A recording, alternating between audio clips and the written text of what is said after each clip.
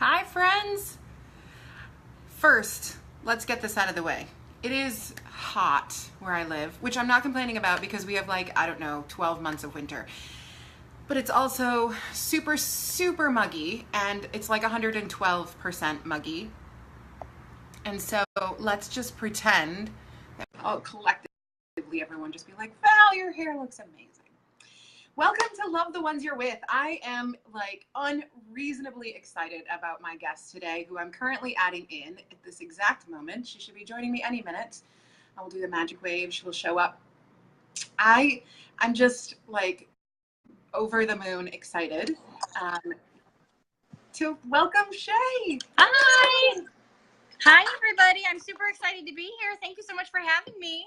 I'm so excited you're here. You're like a legend. Oh. I wouldn't go that far. Like, people have been messaging me this morning going, oh my God, how did you get Shay on your show? And I'm like, I have people, That's super sweet. Hopefully I will live up to those high expectations. Well, it's so awesome to have you here. Have you watched any of these? I have. In fact, this morning with my 2-year-old son, we were watching a bunch of past episodes to get caught up. So yes, both he and I have now watched them. Oh my God, how is he too? I know. Was he not just born yesterday? It feels like it. It changes so fast. I know. I had to I'm here at home this morning, so I had to shove him out with the nanny and be like, get out of here, go to the playground. Mommy's got stuff to do.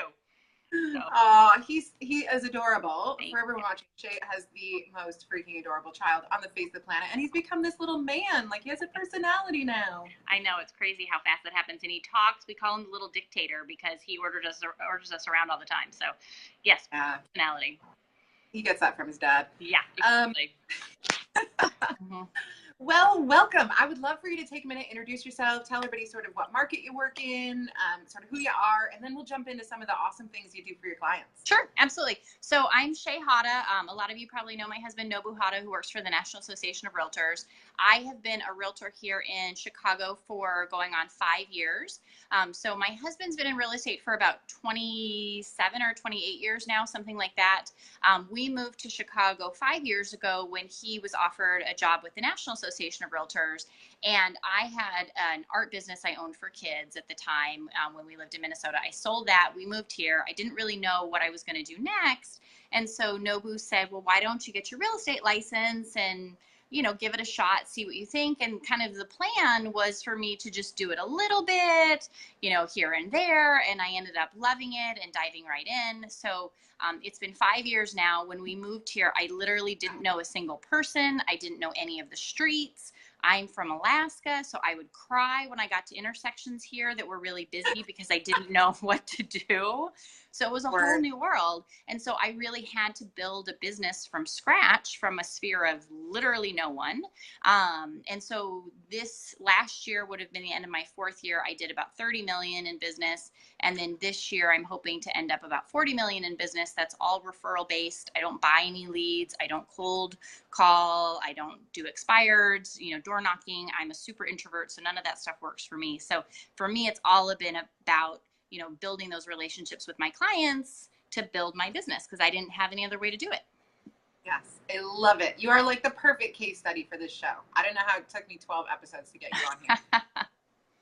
So the very first story that I ever heard about you that made me sort of fall in love with your business, and we hadn't even met, was the story about, I don't remember if it was Valentine's Day or New Year's Eve restaurant reservations. Oh, so I stole that from somebody else and I can't remember who it was. I don't care. Let's pretend it's yours. Tell the story. It's amazing. So it's great. So every year we do a lot of client appreciation type of events. We do a lot of gifts, things like that. So one of our things that's great to do because it doesn't cost us anything is to our Valentines reservations. And so what we do for that is literally 3 months beforehand. In Chicago, it's very hard to get last minute Valentine's reservations. Restaurants here book up 3 to 4 months in advance. So my assistant knows every fall, she starts calling all the top restaurants in town and making Valentine's reservations. And what we've ended up kind of doing over the years is making reservations for 2, making reservations for 4. If some people want to take a friend and do a double date or take their kids, we do them on, depending on what night Valentine's is, we'll do them on the Saturday and Sunday before, and then the night of Valentine's in case people can't celebrate that night. And then what we do is we send out an email to all of our clients generally about 3 weeks in advance, just saying, hey, if you forgot to make Valentine's reservations, let us know. We've got you covered. You don't have to tell your spouse that you didn't do this, so you can score some brownie points. And so, we started doing that. We've also started doing the same thing now for Mother's Day and Father's Day. And it's just, I think it's one of those nice things. It doesn't cost us anything to do other than a little bit of time. And it's a nice touch point for our clients. And it's something that's unexpected, and other people aren't reaching out to them, around Valentine's Day, Mother's Day, and Father's Day. It's not like Thanksgiving and Christmas where they're getting lots of mailings from other realtors. So it's a nice kind of time to reach out and talk to them. Absolutely. I love it. It's brilliant. And like the first time I saw it, I was like, oh my gosh, that is amazing. So love it. Yeah, love it. It's lots of fun. The other thing we do for Valentine's Day, which is actually more popular than that, is we rent out a blowout dry bar. I don't know. Do they have those in your areas? Okay. Yeah, we love those. So for all of our female clients, we rent that out the Saturday before Valentine's Day, and we invite all of our female clients to come and get their hair blown out. We have champagne, we have cookies. Nobu comes and pours champagne. So it's really fun. I bring my son so everybody can meet him. And it doesn't end up being very expensive. It's like $35 a person, and usually I get some other people to sponsor it. So like a lender or an attorney or a title person or something, so that they're all there. And so, maybe I pay $15 a person, $10 a person, something like that. And then typically what I do is we rent out the whole salon for 3 hours. I'll ask my VIP clients if they want to bring a friend of theirs who might need to buy or sell in the next year. And so it's a great way for me to lead generate at the same time and touch base with my clients, make sure I'm seeing them, at least once a year, if not more. So that's been a really fun one. Love it. I mean, that's brilliant. Absolutely brilliant. Brilliant. What else? What else do you do to love on your clients? I know you guys are great at this. Yeah, so we do lots of events. So we do that event over the winter. We always rent out a movie theater and do a private theater screening for our families. So this past year we did Star Wars, so that was really popular. And then usually we give everybody like $10 gift cards so that they can go get some concessions as well. So we usually have about 150 people that come to that event. This year our Star Wars event sold out in 2 hours. That's how fast people signed up for it. And again, those are the type of events, if we have extra seats, as it gets closer, we ask our VIPs to bring some friends of theirs to generate additional leads. So we do that. We do a barbecue in the summer for all of our families at a park, and have like a bounce house and things like that. And then in the fall, we do a Thanksgiving pie pickup at our office for 3 hours. Everybody comes by and picks up pies. So those are kind of our events that we do throughout the year. And then on top of that, we do a lot of gifts to our clients. So for instance, when they start working with us either on the list side or the buy side, after we have our first meeting, we have, are you familiar with Sherry's Berries, the company? Have you ever heard of that before? Yeah. Okay. Yeah. So they do like great chocolate covered strawberries. So my assistant sets that up so that the day after they meet with us to interview us, because we still do a lot of interviews, even though our business is referral based. We have Sherry Berries sent out to them just saying, we hope to have the opportunity to work with you. And then we also have an all about you form that we have them fill out, which is on our website. So if you go to shayhata.com under buyers or sellers, you can see that all about you form. And that asks for things like their favorite Starbucks beverage, their favorite type of wine. So if it's a listing presentation, I'll show up at the listing presentation with a bottle of their favorite wine per the survey. Then we do the Sherry's Berries the next day. And then a couple days later, we mail them a book. So I used to be an art teacher in a past life. And so all my clients know education is very important to me. So we kind of incorporate that in. So we send them, if they're first-time home buyers, we send them the book Rich Dad, Poor Dad. Which is, just a great basic book. And then if they're investors, we have a different investor book we send to them. So we send them a book a couple of days later, just saying, we hope that we can be a great resource for you throughout this transaction. And then we do things like the first time we pick them up to take them out for showings or meet them for showings. If we're on the buy side, we show up with their favorite Starbucks beverage since we know what that is in the survey. So we'll do that. If they have kids, we found out ahead of time what their favorite kind of snacks are. And so we'll have snacks for them and their kids in my car. So my assistant takes care of all of that. We'll have gift packs in the car for the kids with like Model Magic and crayons and things like that that they can play with. And then sorry, my dog daycare people are here to pick up my dogs if you can hear them in the background. So then once we go under contract, then we have a bunch of additional gifts we give them. So once they go under contract, then we start sending them moving boxes that have our tag on them, a sticker on them, so that they can start to pack. Once we get through attorney review and inspection time period, Tiffanys has a great deal where you can buy 2 beautiful champagne glasses for $50. And so as soon as the inspection negotiation gets wrapped up, we send that to both our buyers and our sellers with just, a little note. And it's, who doesn't like getting a blue Tiffanys box in the mail? That's awesome. It's the best. Well, let me ask, because I'm sure people are going to ask in the comments, all of these things are amazing. I mean, every single one of the ideas that you just shared is amazing. How much do you budget towards this type of thing in your business, or do you? I mean, is it sort of one of those things where you're like, this is just the cost of doing business, or do you actually set a budget for like showing client love? So in general, we probably spend about 5% of whatever that commission is. That's kind of our target on gifts to our clients, kind of going throughout the transaction. We don't spend any additional money on marketing though. Like we don't buy any leads. We don't send, like we don't farm buildings. So we don't have mailing costs. Like this is our lead generation budget is how I think. Yeah. I mean, Shay, this is your marketing budget, because I mean, when you look at whatever crazy percentage of your business is referral, repeat referral, really, I mean, your marketing is paying off because you're spending it on your people. And I think so many people think, oh my gosh, I got to spend all this marketing and going out and finding new clients. But if you just shoveled a lot of that money and effort onto the people you already know, you'd be amazed at the kind of stuff that comes out of that, that group of people. And that's our whole strategy, because I didn't know anybody. So, it was all about massaging the current clients that we have. And we don't necessarily do that for everybody. I mean, we do that for anytime we're working with a client, we do those things. But, there are some clients that you're not going to love and that you're not going to necessarily want to stay in contact after the transaction ends. And so, sometimes they drop off our lists, and we really focus our love and attention on the ones that we do like, which is the vast majority, of our clients. To be honest, like when Nobu and I got married, we got married in Hawaii in a destination wedding, and we expected, 10 people to come, right? It was during the recession.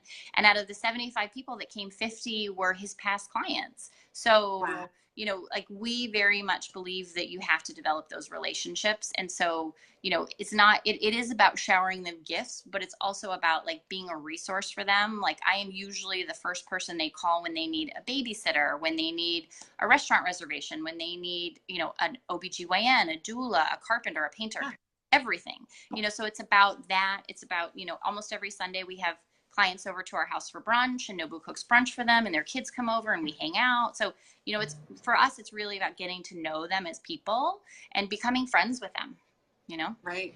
So interesting question that I saw pop up. How would you suggest somebody scale this if they're a solo agent? So just kind of, like where when you were starting out, how would you say they could start to kind of build their business around this strategy? So we really think of it as kind of client concierge style service is what we're providing. And so I would say start with your current clients that you have. You don't have to do big events right off the bat.